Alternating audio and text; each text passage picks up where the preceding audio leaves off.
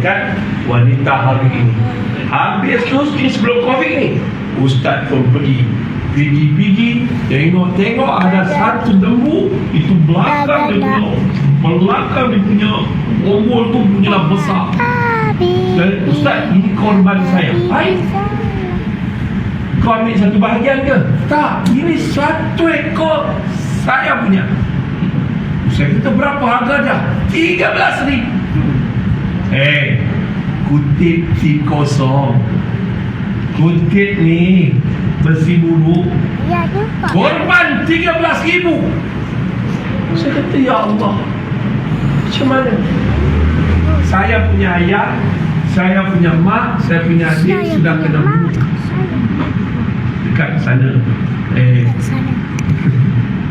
Dalam dunia ni Macam lain. mana umat Islam nak kena bunuh?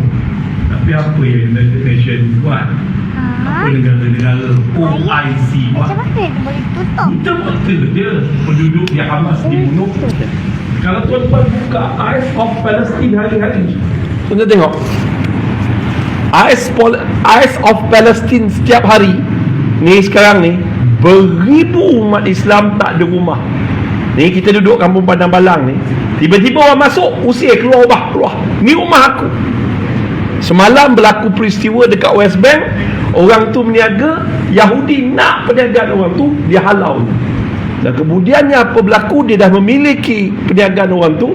Orang tu ni marahlah, cakap dipenjara dan diseksa. Itu pun dunia kata Yahudi baik, Islam teroris. Dunia ni dah terbalik. Let's go, kita patah balik. Tuan-tuan dan puan-puan, Rohingya ni sanggup berkorban. Ni ramai cakap, Ustaz, saya dengar cerita Palestin. Saya kalau dibagi peluang, Ustaz, saya sanggup mati kerana Islam. Ni semua pembohong. Time ada ibadah korban, tak buat korban. Tapi bila dah sanggup mati kerana agama, kalau tak sanggup korban kambing, macam mana? Tak sanggup korban satu bahagian, sanggup korban nyawa sendiri. Ni semua pembohongan. Tuan-tuan dan puan-puan, muslimin dan muslimat, patah balik. Allah uji Nabi Ibrahim alaihissalam, mana yang kau cintai, Ismail atau Allah? Itu ujian besar. Tahu tak cerita Nabi Ibrahim alaihissalam? Nabi Ibrahim, Nabi yang kedua paling banyak disebut namanya di dalam Al-Quran. Nabi pertama paling banyak sebut Al-Quran, Nabi apa? Nabi Musa alaihissalam. Nabi Ibrahim alaihissalam nombor 2. Tuan-tuan, apa berlaku? Nabi Ibrahim ni hidup dia penuh ranjau dan ujian. Dan ujian yang paling besar, dia tak dapat anak. Jangan main orang tak ada anak. Rasa nak pecah dada. Dan Masya Allah, tak dapat anak, tiba-tiba dapat seorang lagi isteri. 2 isteri. Dan isteri pertama pun berkorban. Siapa isteri pertama Nabi Ibrahim? Sarah tak cemburu terima madunya Hajar. Bila datang cemburu? Bila Hajar mengandung, baru datang cemburu. Allah, sedihnya. Ini kadang-kadang kita adalah orang berkahwin seorang lagi, tu penyondol. Penyondol apa? Bahasa mana dia orang belajar?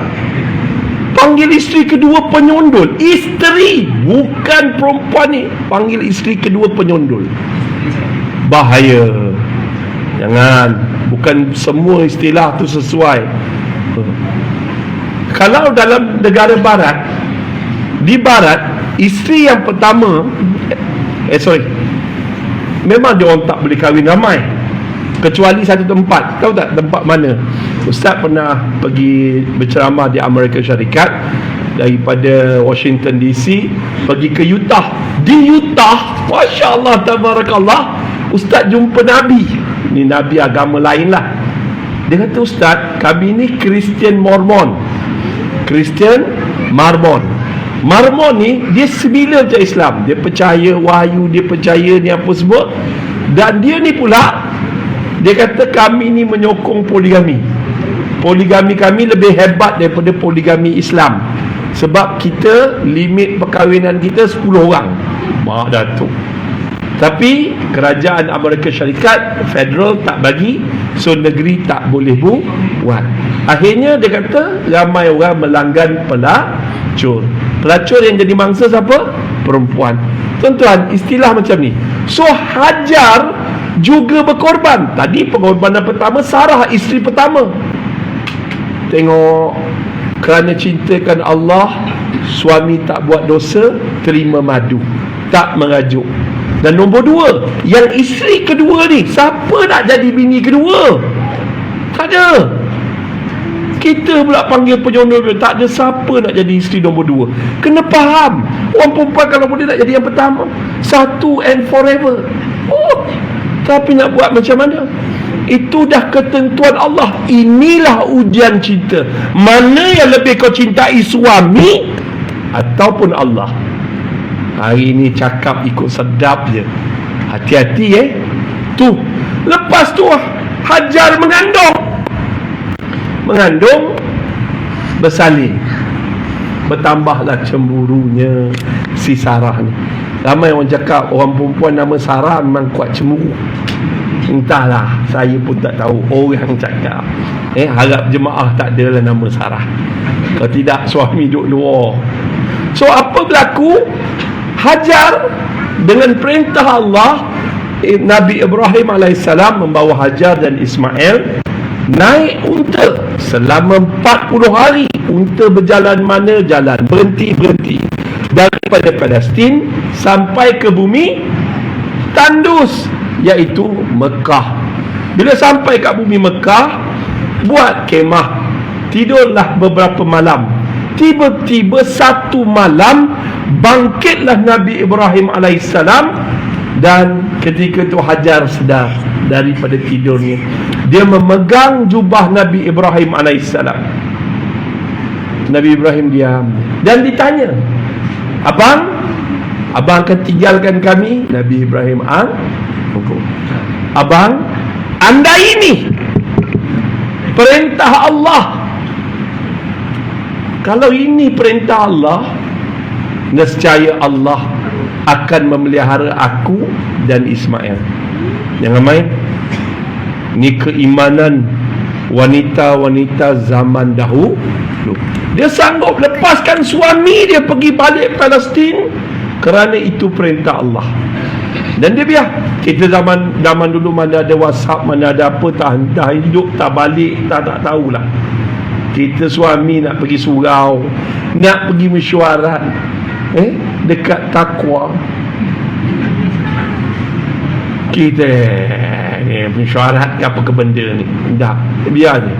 So apa berlaku tuan-tuan dan puan-puan, kita takut. Tapi inilah pengorbanan perasaan yang jarang diceritakan isteri yang bernama Hajar dan juga Sarah. Dah Nabi Ibrahim balik berdakwah ke Palestin, dan ketika itu tinggal dalam kemah. Bekalan pula habis, makanan habis, minuman habis. Ketika itu dikatakan 45 hari usia Ismail. Kecil ke besar? Dahaga baby. Ada yang mengatakan lebih. Ni perkataan dia lebih. Jangan, kadang-kadang orang kita ni, ya Allah, lebih kurang 45 hari usia dia. Tiba-tiba Hajar panik. Jangan, boleh jadi gila tau kalau anak kita lapar. Tu orang perempuan kena meroyan. Bila baby menangis tak berhenti-henti. Hidup kadang-kadang bukan untuk diri dia, untuk anak-anak. So apa berlaku? Dia pun cari air daripada Safa ke Marwah, Marwah ke Safa, Safa ke Marwah, 7 kali. Kenapa 7 kali? Dah kata, dah tak ada siapa, hasbunallah wa ni'mal wakil. Semua kebesaran makhluk harap Allah. Berlarilah Hajar, dan ketika itu bantuan magic, bantuan daripada Allah, air memancut tak jauh daripada kaki Ismail, iaitu air Zam-Zam. Tuan-tuan, nanti hari ni jadi JPJ. Ustaz pernah duduk Kampung Kerdas 2. Kalau kita nak gali telaga, cari tempat dalam, tempat rendah atau tempat tinggi. Tapi telaga Zam-Zam, tuan-tuan, Allah keluarkan daripada bumi tanpa digali. Kuasa Allah dan tak kering sampai hari ini. Berkat takwa, berkat kosongkan hati. Dah 7 kali. Maka ketika tu apa berlaku, Masya Allah, Tabarakallah, Hajar pun hidup senang. Pengorbanan, membuang kebesaran makhluk, Allah bagi hidup senang. Dia dipanggil Ummu Mekah. Tahu? Ibu kepada Mekah. Orang nak ambil air telaga, bagi duit sikit kat dia. Akhirnya Hajar dan Ismail hidup senang. Namun dalam riwayat, kata ulama pakar sirah, ada 4 kali dia Nabi Ibrahim AS balik ziarah anaknya Ismail. Kali keempat itulah ketika Nabi Ismail lebih kurang, dengar perkataan tu, 12 nak masuk 13 tahun. Wallahu alam, Nabi Ibrahim balik kali keempat, bermesra dengan anak ni. Mesra, jangan sayang anak ni. Orang tak dapat anak, dia dapat anak angkat pun dia punya sayang lain macam. Yalah, kita semua diuji, tak ada, semua ada anak. Tapi siapa yang tak ada anak, ya Allah, dia dukung macam mana? Belakang ni bangga dia kalau anak laki-laki, dia dukung belakang ni. Tawaf anak laki-laki Arab, dia bangga. Orang kita dapat anak, celahnya itu yang kengkang. Kalau mak dia berjalan macam tu, kenangin pasang budak. Dah beberapa malam tidurnya bermimpi menyembelih Ismail sendiri. Anak seorang ni nak sembelih. Kalau anak kita ada 9 orang, lain. Tahun ni ayah malam tadi mimpi, tahun ni ayah nak buat ibadah korban, kena sembelih seorang anak ayah ni. Anak yang paling nak lebih kau cintai Ibrahim. Metafora, yang lebih kau cintai, Ismail atau aku, Allah? Jadi macam mana, apa berlaku? Nabi Ibrahim beritahu mak dulu, Hajar, aku mimpi macam ni. Kita beritahu bini kita macam tu, Ismail alaihissalam. So selesai. Hajar redha kerana Allah dan beritahu Ismail, ayah mimpi, ayah lakukan segera. Ngesangnya kalimah Allah. Tak tahulah jawab. Tak ada yang berani bangkit. Ada pula orang hebat-hebat cakap, belajar tinggi-tinggi, oh dari sudut akademik boleh. Akademik ke tak akademik, kalimah Allah hak mutlak orang disebabkan terlalu ramai di kalangan, sebab dia berjalan daripada England, jalan kaki pakai selipar daripada England ni. Dia bukan orang Melayu. England, Mak Saleh, nama Kristian dia Mike. Yang ada dalam diri kita, buang hasad dengki, hasut menghasut, mengadu domba, menjatuhkan orang sesuka hati kita, menghina orang, itu kena buang. Perangai yang tak baik tu kena buang. Selesai. Habis, jalan lagi, naik atas bukit, ada sebab benda yang sayang. Masa tu pun letak Nabi Ibrahim nak sembelih, secara metaforanya, kiasannya, wahai Allah, aku lebih mencintai Allah daripada Ismail. Maka dia tarik. Allah Ta'ala wujudkan satu keajaiban. Nabi Ismail alaihissalam diganti dengan kibas yang gemuk dan besar. Allahu Akbar. Cerita ni biasa orang cerita, tapi Ustaz nak bawa pengajaran dia. Mana yang lebih kau cintai, wang simpanan atau Tuhan? Ramai di kalangan kita yang tak buat korban kerana sayang wang simpanan. Sayang, ni zaman susah ni. Itu sunat muakkad. Itu lebih sayang wang simpanan daripada Tuhan. Banyak package tak dapat dalam negara, mahal sangat. Boleh buat luar negara. Ustaz ke Syria 3 kali. Sepanjang kena kanser 2017, Ustaz dapat pergi 2018, 2019, 2021, 2022. 3 kali. Kena peluru. Van kami kena peluru. Kita ada buat masjid kat sana. Ada satu masjid yang kita bina di atas sebuah bukit, nama dia Dar Hasan dekat Idlib. Dan masjid tu dinamakan Masjid Ar-Rayyan. Ar-Rayyan ni pintu syurga bagi orang yang berpuasa. Masa pergi sana, kita tanya kenapa nak bernama Ar-Rayyan. Dia kata, Ustaz, penduduk Syria di kawasan Idlib, kawasan ini Ustaz, kami berpuasa sepanjang tahun, kecuali pada hari raya Aidil Adha dan Aidil Fitri. Kami bersahur gunakan air, dan kami berbuka puasa gunakan air dan juga pucuk-pucuk zaitun. Sepanjang tahun kita puasa sebulan pun rasa nak meraung. Tapi mereka kat sana 11 tahun peperangan, Islam membunuh sesama Islam.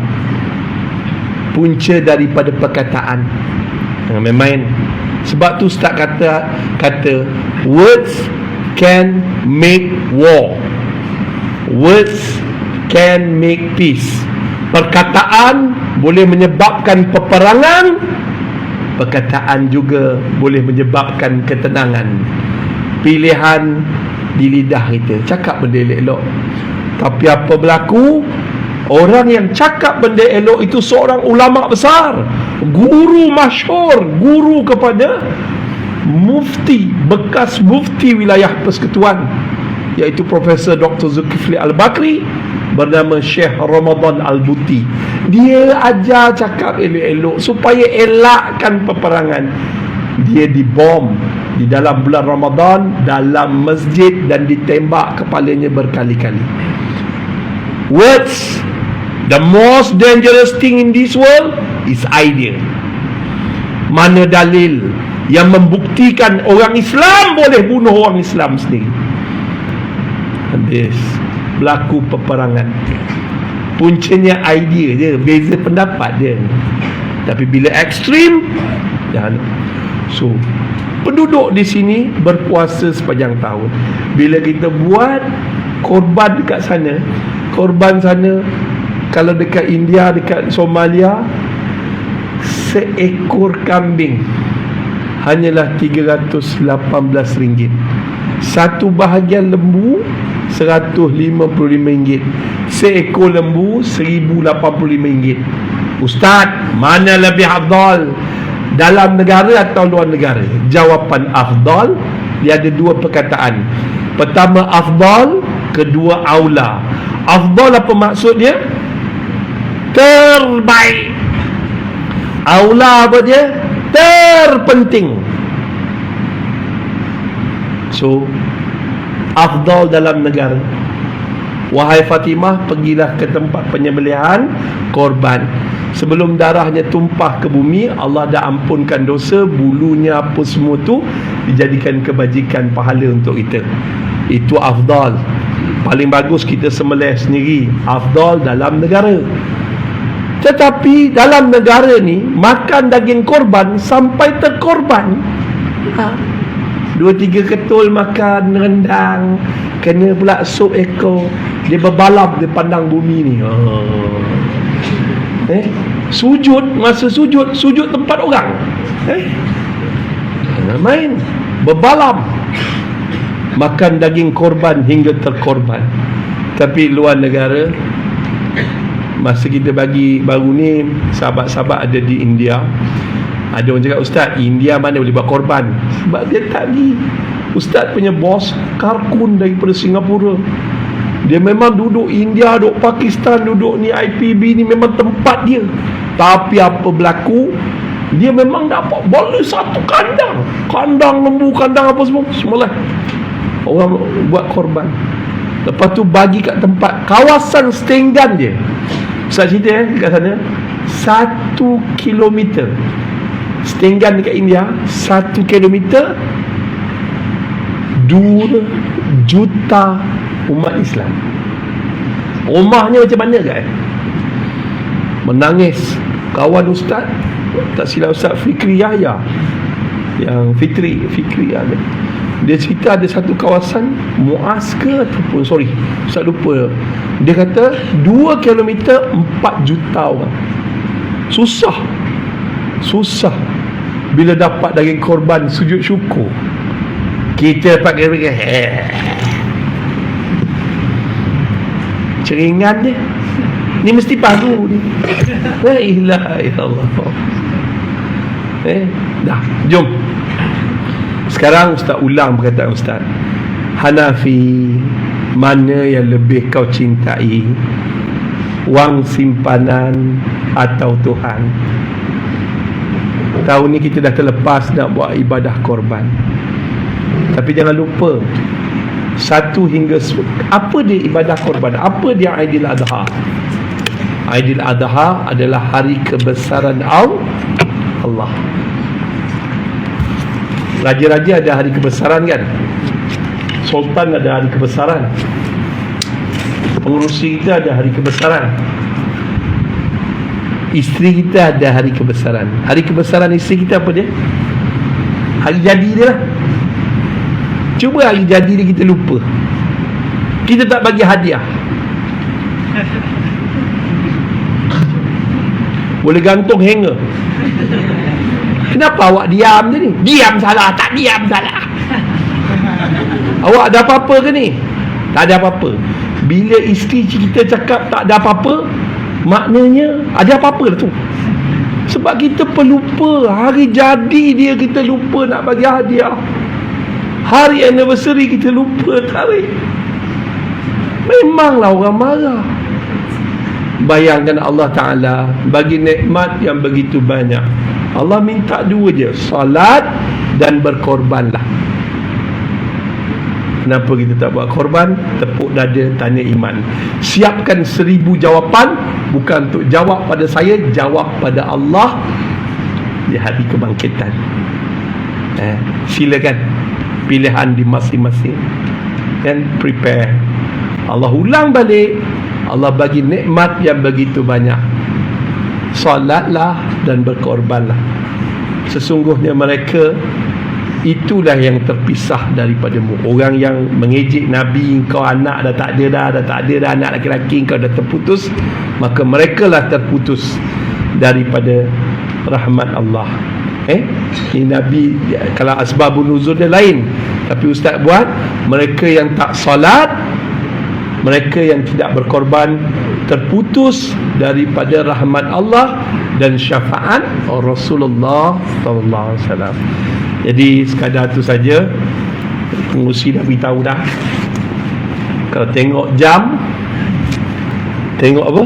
Pintu muka ni kena berhenti. Jadi Ustaz nak berhenti. Doakan Ustaz, tak tahu berapa lama boleh bertahan di atas muka bumi ni.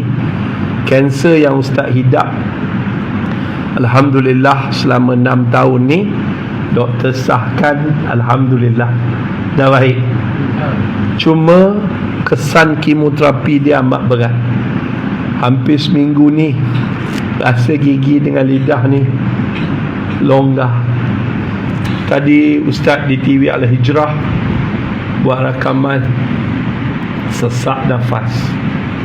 Habis rakaman tadi, balik ke rumah kejap, ambil ubat. Dalam perjalanan ke sini hujan, balik TV Al-Hijrah hujan. Rumah datang sini pun sesak nafas. Ustaz datang, Alhamdulillah sempat sampai. Cuma Ustaz minta satu perkara, tolong tuan-tuan, hidup kita, mati kita, ibadah kita, solat kita, kita bulatkan kerana Allah. Dan insya-Allah Allah akan bersama dengan kita. Bagi mereka yang melakukan ibadah korban, walaupun terpaksa menyimpan selama setahun, Ustaz doakan Allah gantikan dengan kibas, bentuk kewangan dan rezeki yang berkat, yang gemuk, duit banyak, duit tak disangka-sangka, seperti keluarnya air telaga Zam-Zam tak jauh daripada kaki Ismail. Dan bagi mereka yang berkorban, merekalah orang yang bertakwa. Ustaz ulang, apa makna takwa? Bukan takut. Takwa maknanya cinta. Orang yang bertakwa mencintai Allah, dan Allah mencintai kita. Orang yang bercinta dengan Allah, dia sanggup berkorban apa saja. Dan Masya Allah, ciri takwa ada 2 T. Ciri takwa ada 2 T. Pertama, takut. Takut apa? Takut Allah meninggalkan kita. Bagaimana? Wadduha wal laili idza saja ma wadda'aka rabbuka wa ma qala. Apa Allah beritahu? Demi waktu 2 malam yang sunyi sepi, Allah tidak pernah membenci dan meninggalkan wahai Muhammad. Rasulullah sedih, wahyu dah lama tak turun. Tetapi apa berlaku? Allah tak benci Nabi, sebagaimana dikatakan oleh orang-orang Quraisy.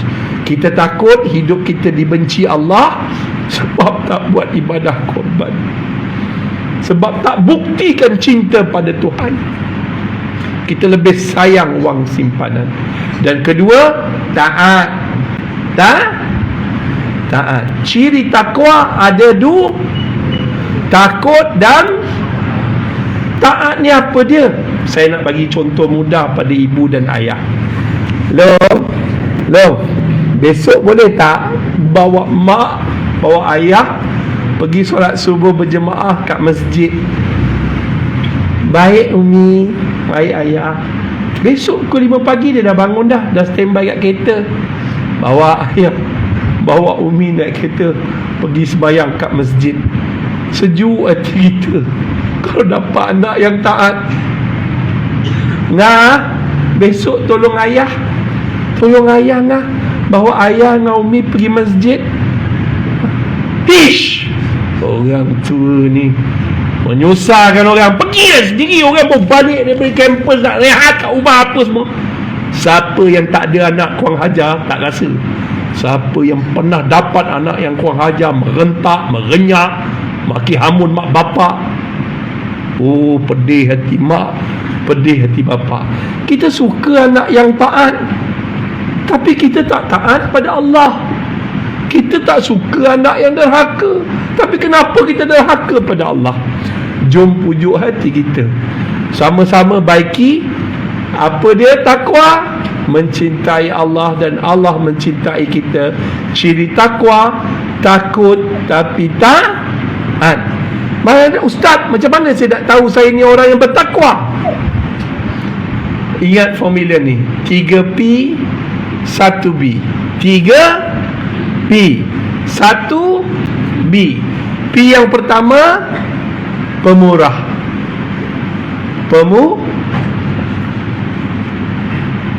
Malam ni kalau ada kutipan derma untuk madrasah, untuk anak-anak ni apa semua, dia pemurah. Dia pemurah. Dia tengok orang susah, pemurah. Ibadah korban dia pemurah. Tak dapat seekor satu bahagian, kerana Allah pemurah. Nombor 2, P yang kedua adalah penyabar. Ustaz ni tadi dah nak berhenti dah. Aduh, dia sambung lagi. Pi. Bila dah nak pi? Jangan lagu tu. Pi yang kedua, penyabar. Dia mampu menahan marah. Pi yang ketiga, ciri orang bertakwa apa dia? Pemaaf. Maafkanlah ustaz tu. Dia kemoterapi tu kadang-kadang dia cakap pun silap. Kadang-kadang dia emosi tu sebab dia penat. Maafkanlah isteriku. Maafkanlah suamimu. Maafkanlah. Dia pemaaf. Ingat, dunia ni sempit bagi seorang yang pendendam. Tapi dunia ni luas, tabarakallah, bagi seorang yang pemaaf. Dan yang ketiga, yang terakhir, suka melakukan kebaikan. Maknanya dia baik. Mana dalil adik-adik? Dalil mana? Ciri orang bertakwa mana? 136 Surah Ali. Oh, cepat. Surah Ali Imran ayat 134. 133, burulah kamu keampunan daripada Allah. Disediakan syurga seluas langit dan bumi bagi mereka yang bertakwa. Ciri takwa iaitu mereka yang suka bersedekah, berinfak waktu senang ataupun susah, pemurah. Pi yang kedua apa dia? Mereka yang mampu menahan marah, mampu menahan marah, itu penyabar. Pi ketiga, pemaaf. Dan last sekali, Allah mencintai mereka yang suka melakukan kebaikan. Itu saja daripada Ustaz. Ustaz nak minta maaf sikit sebab malam ni penat sikit kuliah. Jadi secara ringkas dan mudah, tuan-tuan dan puan-puan muslimin dan muslimat, Ustaz harap tahun depan jangan tak buat ibadah korban. Siapa yang tak ada duit, Ustaz? Saya bil api tak boleh nak bayar. Bil sewa rumah, road tax, kereta sangkut, kereta baru kena tarik. Jangan. Ya Allah, tak tahu mana letak muka ni, Ustaz. Allahu Akbar. Cubalah buat ibadah korban. Simpan sikit.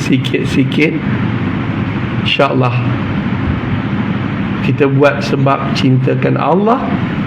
Allah akan ganti dengan qibas yang besar, rezeki yang banyak, dan juga kibas yang gemuk, rezeki yang melimpah ruah. Okey, Ustaz menyusun 10 jari.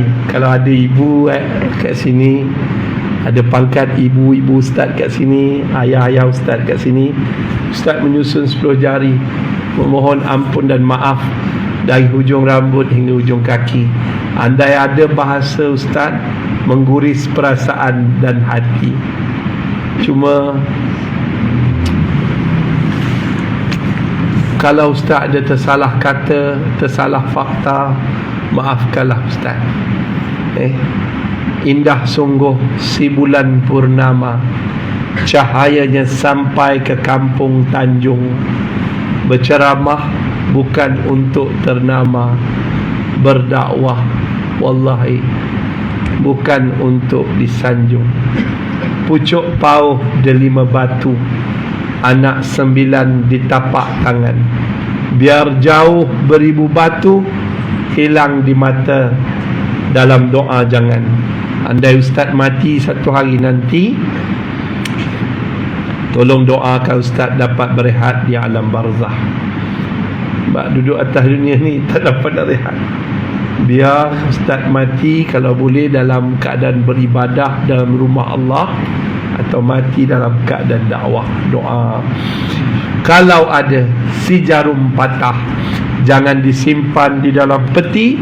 Kalau sepanjang hidup Ustaz ada buat silap dan salah, harap segala dosa Ustaz diampuni. Tapi siapa-siapa yang ada pengumpat Ustaz, memfitnah Ustaz, kecam Ustaz kat Facebook, kat Instagram, jangan ada di kalangan ni berani datang jumpa Ustaz. Jangan ada yang berani datang jumpa ustaz, sebab anda tidak berdosa pada ustaz. Pada ustaz, ustaz dah ampunkan semua dosa orang dunia ni pada ustaz. Itulah ciri mengejar takwa daripada Allah. So kita belajarlah bermaaf-maafan sempena dalam bulan Zulhijjah ini. Secara ringkas dan mudah, ustaz menyusul 10 jari memohon ampun dan maaf. Maaf lah. Kita tutup dengan doa. Bismillahirrahmanirrahim. Alhamdulillahi Rabbil Alamin. Salatu wassalamu ala asrafil anbiya'i wal mursalin Sayyidina Muhammad wa ala alihi wa sahbihi ajma'in. Wahai Allah, wahai Tuhan yang menciptakan cinta, wahai Tuhan yang membisikkan rindu, jadikanlah cinta dan rindu kami hanya untuk-Mu ya Allah. Ya Allah, ampunkanlah dosa kami, dosa ibu kami, dosa ayah kami, dosa adik-beradik kami, pasangan hidup kami, guru-guru kami, jiran-jiran kami, kaum muslimin muslimat, maupun yang masih hidup ataupun yang telah mati. Khasnya arwah ibu dan ayah kami yang dah meninggal dunia ya Allah. Lapangkanlah kubur ibu ayah kami ya Allah. Terangilah kubur ibu ayah kami ya Allah. Jadikanlah kubur ibu ayah kami seperti taman-taman dalam syurga-Mu ya Allah. Ya Allah, Anda hidup arwah ibu dan ayah kami dulu ya Allah, banyak melakukan dosa, ahli maksiat, rajin melalaikan solat, mendedahkan aurat. Tolonglah ya Allah, pada malam ni ya Allah, Kau ampun semua dosa arwah ibu dan ayah kami ya Allah. Ya Allah, hidup mereka dulu terlalu susah dalam membesarkan kami ya Allah. Ya Allah, ampunkanlah semua dosa arwah ibu dan ayah kami. Temukanlah kami dengan ibu ayah kami di dalam syurga-Mu nanti ya Allah. Ya Allah, jadikanlah kami, anak-anak kami, keturunan kami, keturunan yang soleh wal musleh, keturunan yang mendirikan salat, keturunan yang tidak akan meninggalkan salat walaupun satu waktu ya Allah. Ya Allah, kami bodoh ya Allah, kami tak pandai jaga anak-anak kami ya Allah. Ujian di akhir zaman ini ya Allah terlalu berat untuk mereka dan kami ya Allah. Bantulah kami ya Allah. Ya Allah, berilah kami hati yang khusyuk, hati yang ikhlas, hati yang tenang dan tawaduk. Jauhkanlah kami daripada hati yang riak, ujub, takabur, penuh dengan kemarahan, hasad, dengki dan dendam. Ya Allah, jadi Kau Tuhan kami sembah, dan hanya kepada Dikau kami memohon pertolongan. Berilah taufik dan hidayah-Mu kepada mereka yang kami sayangi, agar mereka sujud kepada-Mu ya Allah, sujud dan memakmurkan rumah-rumah-Mu ini ya Allah. Ya Allah, beri juga taufik dan hidayah-Mu kepada pemimpin-pemimpin kami, agar mereka tegak berdiri, tegas berani dalam mempertahankan Islam di bumi ini ya Allah. Ya Allah, beri juga taufik dan hidayah-Mu kepada pemimpin-pemimpin kami, sahabat-sahabat kami yang belum Islam ya Allah, agar mereka juga dapat merasai kemanisan iman dan ketinggian Islam. Ya Allah, kami bodoh, kami tak pandai berdakwah pada mereka sehingga mereka memusuhi agama-Mu ya Allah. Ya Allah, andai ada pada malam ni sahabat-sahabat kami yang berada dalam keadaan kesempitan kewangan, diburu hutang piutang, ditipu rakan perniagaan, tolonglah kami ya Allah. Luaskan rezeki kami semua ya Allah, agar kami dapat melansaikan hutang piutang kami ya Allah, agar kami dapat bersedekah, berinfak, berzakat dan berwakaf di jalan-Mu ya Allah. Dan ada pada malam ni sahabat-sahabat kami berada dalam keadaan keberantakan rumah tangga, jiwanya kacau bilau. Turunkan sakinah dalam rumah tangga kami, ketenangan dalam jiwa kami, agar kami bahagia hingga ke syurga. Ya Allah, anda ada pada malam ni sahabat-sahabat kami yang sedang sakit. Ya Allah, tolonglah ya Allah, sembuhkanlah penyakit kami semua ya Allah, sebagaimana kau sembuhkan penyakit Nabi Ayub alaihissalam, agar kami kembali sehat dan taat padamu ya Allah. Ya Allah, sampaikan salam kerinduan kami kepada Nabi Muhammad sallallahu alaihi wasallam. Kami ingin melihat Nabi kami senyum pada kami ya Allah. Ya Allah, berilah kekuatan kepada kami untuk mengamalkan sunnah dan perjuangannya, agar kami beroleh syafaatnya di akhirat nanti ya Allah. Ya Allah, sihatkanlah tubuh badan ibu dan ayah kami, sembuhkanlah penyakit mereka, luaskan rezeki mereka, agar mereka dapat beribadah dengan lebih sempurna. Rabbana hab lana min azwajina wa dhurriyyatina qurrata a'yun waj'alna lil muttaqina imama. Rabbana atina fid dunya hasanah wa fil akhirati hasanah wa qina adzabannar. Sallallahu ala sayyidina Muhammad wa ala alihi wa sahbihi. Walhamdulillahi rabbil alamin. Amin ya rabbal alamin. Wabillahi taufiq wal hidayah. Assalamualaikum warahmatullahi wabarakatuh.